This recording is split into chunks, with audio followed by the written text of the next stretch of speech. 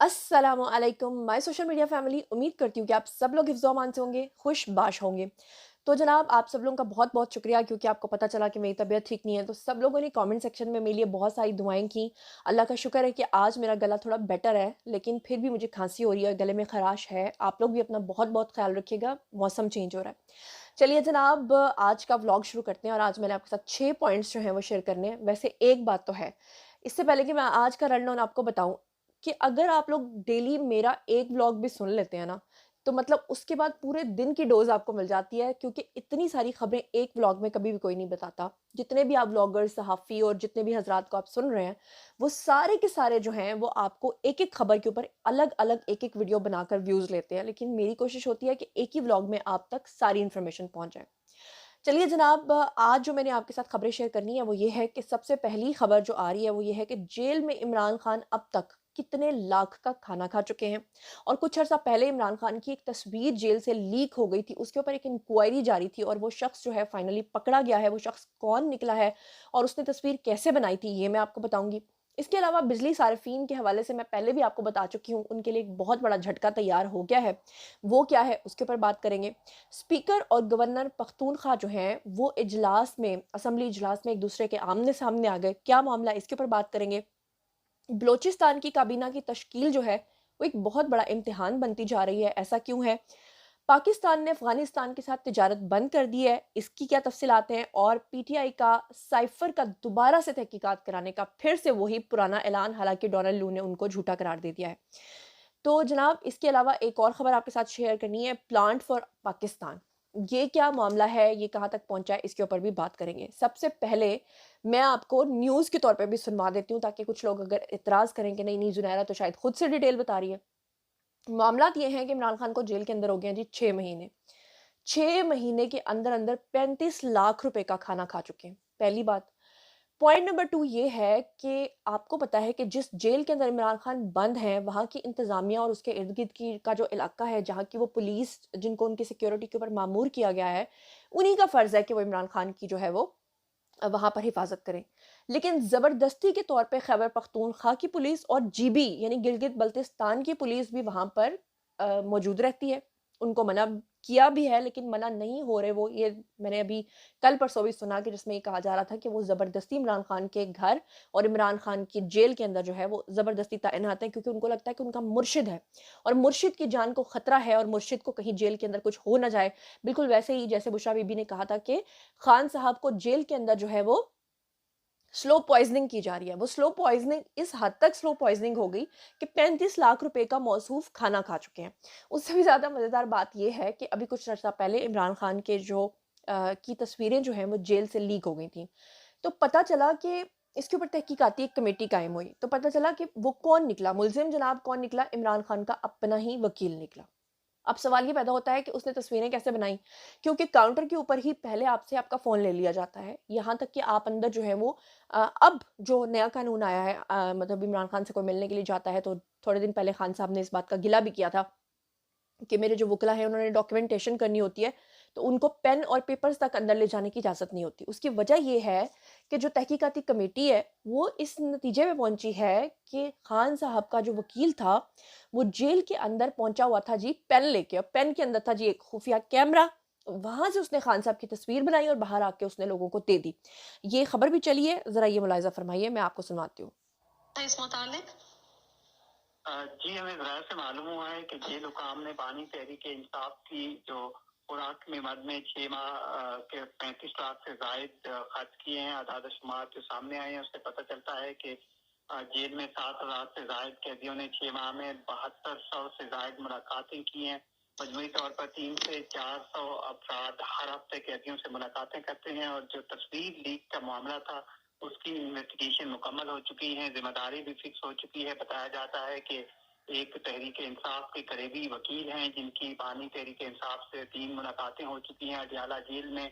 उनके पास एक spy gadget था जो कि पेन की शक्ल में था जिससे ये तस्वीर ली गई थी। बाद में इस तस्वीर को लीक किया गया। इसकी इंक्वायरी मुकम्मल हो चुकी है।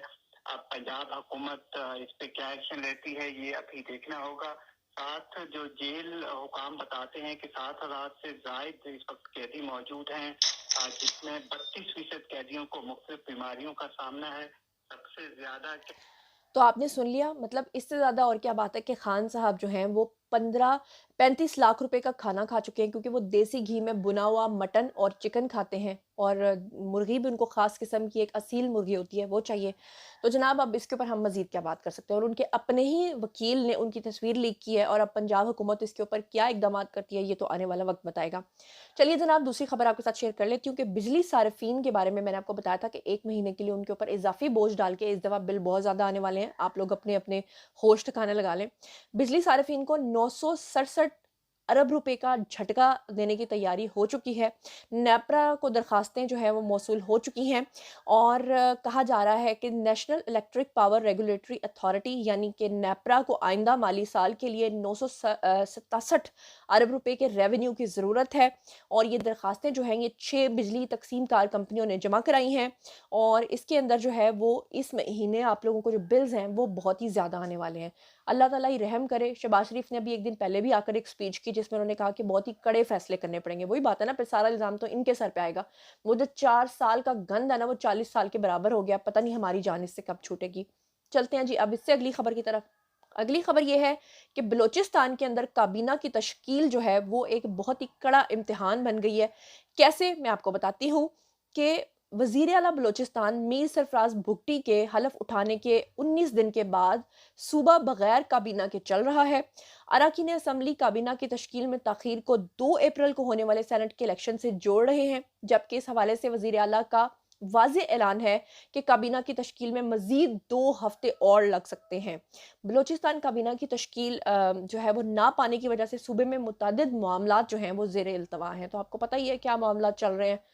बहरहाल अगली खबर आपके साथ शेयर कर लेते हैं। अगली खबर ये है कि जी स्पीकर और गवर्नर खैबर पख्तूनख्वा असम्बली इजलास की तलबी के ऊपर जो है वो आमने सामने आ गए। क्या मामला है आपके सामने रख देती हूँ। गवर्नर ने आइन के आर्टिकल 109 के तहत मखसूस नशस्तों पर कामयाब अरकान की हल्फ बर्दारी के लिए जुम्मे को इजलास तलब किया है। उधर असम्बली सेक्रेटेरिएट ने असम्बली इजलास तलब ना करने का ऐलान किया है, और सेक्रेटरी असम्बली कफ़ायतुल्लाह अफरीदी ने गवर्नर की जानिब से इजलास तलब करने के मामले पे महकमा कानून को खत लिखकर इजलास तलब कर जवाब तलब कर लिया है। अब एक तरफ असम्बली सेक्रेटेरिएट के महकमा कानून के जवाब आने के ऊपर इजलास तलब करने या ना करने का ऐलान किया जाएगा, जबकि दूसरी तरफ जो वजीर कानून खैबर पख्तूनख्वा आफ्ताब आलम है उन्होंने गवर्नर की जानिब से सूबाई असम्बली के इजलास बुलाने को गैर कानूनी करार दे दिया है। और वजीर कानून खैबर पख्तूनख्वा आफ्ताब आलम का ये भी कहना है कि गवर्नर का सूबाई असम्बली का इजलास बुलाना गैर आइनी और शर्मनाक है। तो ये चीज़ें जो हैं ये तो अब चलती रहेंगी। अगली खबर जो है वो बड़ी ही ज़रूरी है, और पीटीआई से ज़्यादा ढीठ जमात मैंने आज तक देखी नहीं है। पहले इन्होंने 1-2 साल जो साइफ़र का ड्रामा लगा के रखा, फिर डोनाल्ड लू के ऊपर डाल दिया। फिर डोनाल्ड लू ने आकर अब ये जो कल परसों, पंजाबी में माज़रत चाहती हूँ ये वर्ड मुझे बोलना पड़ रहा है कि मंजी ठोकी है इनकी, और डोनाल्ड लू ने आके बोला है कि इमरान खान जो है वो इस सदी के सबसे झूठे शख्स हैं और साइफ़र का कोई ऐसा मामला है ही नहीं है। उसके बावजूद आज फिर से इनका एक नया बयान आ गया है, और बयान क्या है? पीटीआई का साइफ़र की दोबारा तहकीकात और असद मजीद से दोबारा रिकॉर्ड तलब करने का मुतालबा। अब बंदा अपना सर पकड़ ले या इनका सर फाड़े या बंदा क्या करे, ये तो मेरी समझ से बाहर है। पाकिस्तान तहरीक इंसाफ के चेयरमैन बैरिस्टर गौहर ने साइफ़र की दोबारा तहकीकात करने का मुतालबा किया है। रावलपिंडी के अंदर जो है बैरिस्टर गौहर ने अडयाला जेल के बाहर गुफ्तगू करना शुरू की, क्योंकि अडयाला जेल से वो डोज लेकर आए थे। इमरान खान से तफसीली मुलाकात उन्होंने कहा कि मेरी हुई है, और डोनाल्ड लू ने कल जो बयान दिया है इस पर असद मजीद को बयान जारी करना चाहिए। बैरिस्टर गौहर ने कहा कि डोनाल्ड लू ने जो कहा वो झूठ है, हम उसकी दोबारा इंक्वायरी का मुतालबा करते हैं। असद मजीद ने डोनाल्ड लू के साथ मीटिंग का एतराफ़ किया है। असद मजीद ने जो साइफ़र की तस्दीक की है उन्हीं की साजिश पर डिमाश किया गया। यानी कि वो पंजाबी में एक बड़ी मशहूर मिसाल है कि जितों दी खोती ओथे ही आन खलोती, ये वो वाला मामला चल रहा है।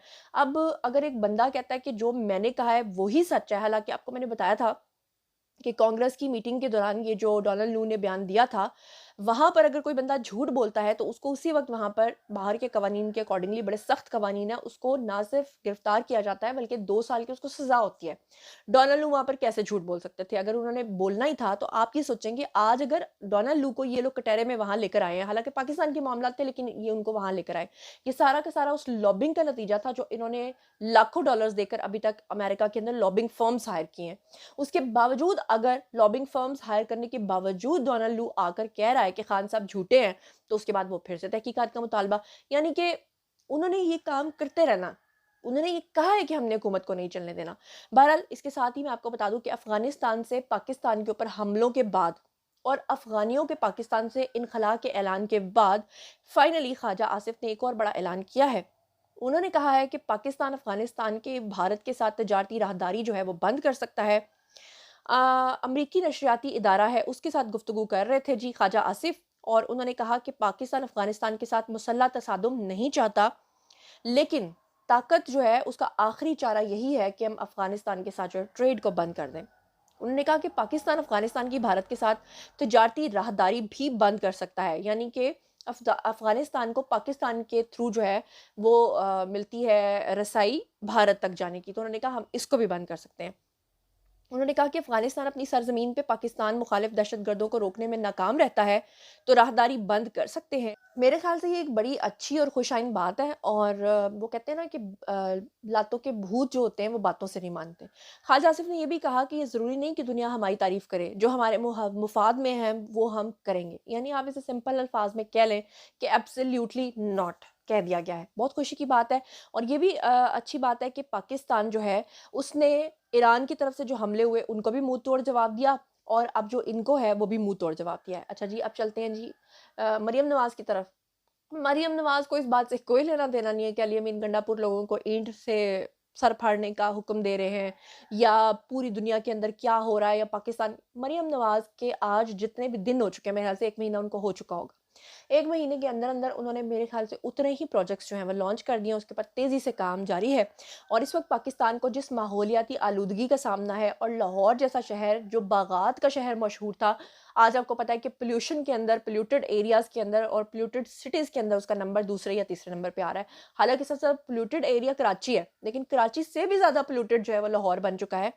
ऐसे में मरियम नवाज़ ने इस पूरे सूबे के अंदर, यानी पंजाब के अंदर, प्लांट फॉर पाकिस्तान की खसूसी शजरकारी मुहिम जो है उसको शुरू कर दिया है। आपको याद होगा इस तरह का एक मंसूबा जो है वो इमरान खान ने भी शुरू किया था, जिसका नाम इन्होंने रखा था बिलियन ट्री मंसूबा।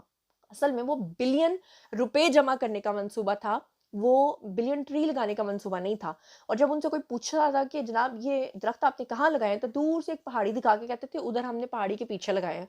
और जब कोई तस्वीर माँगता था तो फ़ोटोशॉप करके तस्वीर दिखाते थे। और अभी अली मीन गंडापुर ने भी बिलियन के बाद ट्रिलियन ट्री मंसूबा जो है उसका आगाज़ किया है, जबकि हकीकत यह है कि वहाँ पर भी सिर्फ़ पैसे बनाए जा रहे हैं, अदरवाइज़ ऐसा कुछ भी नहीं है।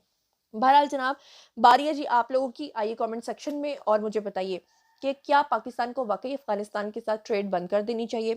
पीटीआई ने दोबारा से साइफ़र की तहकीकात का मुतालबा कर दिया है, इसके ऊपर आपका क्या ख़्याल है?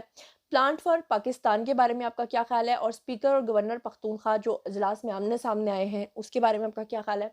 बिजली सारिफ़ीन को जो झटका लगने जा रहा है और बलूचिस्तान काबीना की तश्कील कड़ा इम्तिहान बन गई है, उसके बारे में आपका क्या ख़्याल है? और इमरान खान का जेल से तस्वीर लीक करने वाला जो शख्स निकला है, क्या उसको ऐसे ही माफ़ कर देना चाहिए? और जो 35 लाख का खाना वो खा गए हैं, क्या उसको ऐसे ही बस गुज़रने देना चाहिए? इस तरह तो खान साहब मेरे ख़्याल से इकोनॉमी पे बड़े भारी पड़ जाएँगे।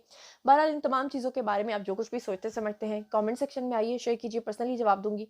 मज़ीद खबरें, व्लॉग्स, इंटरव्यूज़ और सियासी तज्ज़िये जानने के लिए मेरे साथ कनेक्टेड रहना हरगिज़ मत भूलिएगा। चैनल को सब्सक्राइब कर लीजिएगा। अपना बहुत-बहुत ख़्याल रखिएगा। अल्लाह ने